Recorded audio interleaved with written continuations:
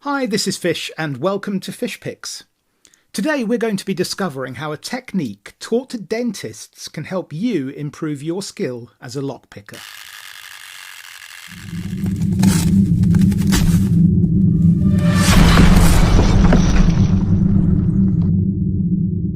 When I'm studying the videos of lockpickers with better skills than me, which is most of them at the moment, I'm always on the lookout for patterns. Mastery of any skill leaves behind telltale signs. For example, there are many different ways to scale a mountain, but over time certain routes will become favoured over others because they afford the greatest chance of success and survival. And over the years these become well-worn pathways for others to follow. So I look for the pathways, for the cairns and the route markers that will help me scale the locksport mountain more efficiently. And I've started to notice something interesting about the way the best practitioners tend to hold their picks. It doesn't seem to matter if they're left or right-handed, picking with the pins up or down, using top or bottom of the keyway tension. There's a certain way of gripping the tool that separates the newcomer from the seasoned picker. I wonder whether you can spot it too. Here we have the lockpicking lawyer on the left and Bosnian Bill to the right. And now lock noob and the helpful lockpicker. Do you see the pattern? Let's look at another pair, this time Dan Bruss and Dan Evers. I don't think they went to the same university of lockpicking. They've honed their craft in different countries and in most cases before YouTube even existed, and yet each of them holds their pick in a similar way. The tip of the thumb and forefinger being used to pinch the pick, while the pad of the distal phalanx of the middle finger rests against the side of the tool and touches the face of the lock body. Let me say that last bit again because it is a bit of a mouthful. But it is the key also to what I've discovered this week.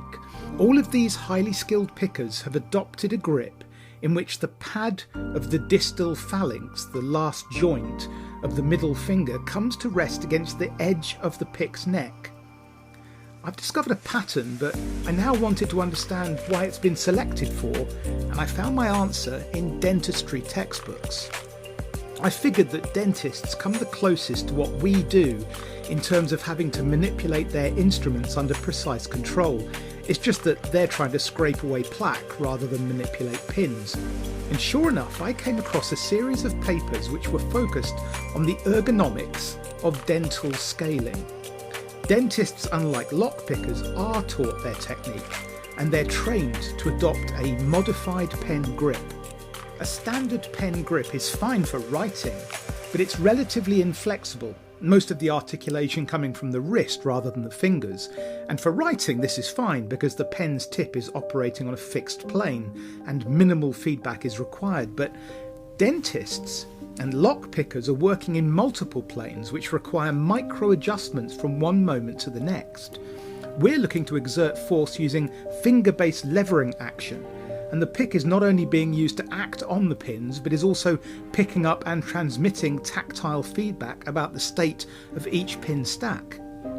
When the middle finger posts against the front of the lock or against the teeth of the patient seeking treatment, it becomes a fulcrum, providing both stability and increased capacity to apply incremental force to binding pins, while the pad of the fingertip has the most nerve endings of any part of the hand, so feedback is optimized.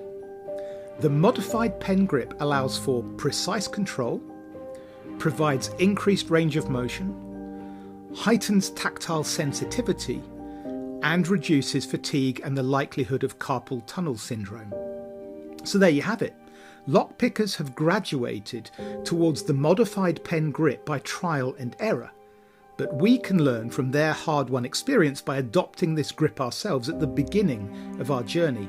If you, like me, have got some bad habits, this might take some deliberate practice until it becomes embedded as an unconscious action, but I think it's worth the investment of time and effort.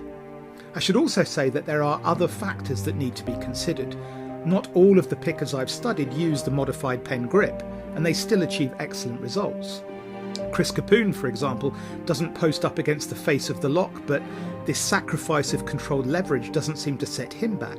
And Matt, of Matt's Lock Pit, is another outlier, although in his case he stabilises against the vice or the edge of the lock instead. The shape of the pick handle, the length of the tool in relation to the pin stacks, and the hand health of the picker will also determine the most comfortable and effective grip to adopt. I know, for example, that some members of our community have arthritis or nerve damage to the hand, so I'm not suggesting that the modified pen grip is the only valid approach, but it does seem to be the most well-worn path towards the summit that many of us are aspiring to reach. Thanks for joining me today. Please do hit the like button if you found this useful, and until next time, take good care.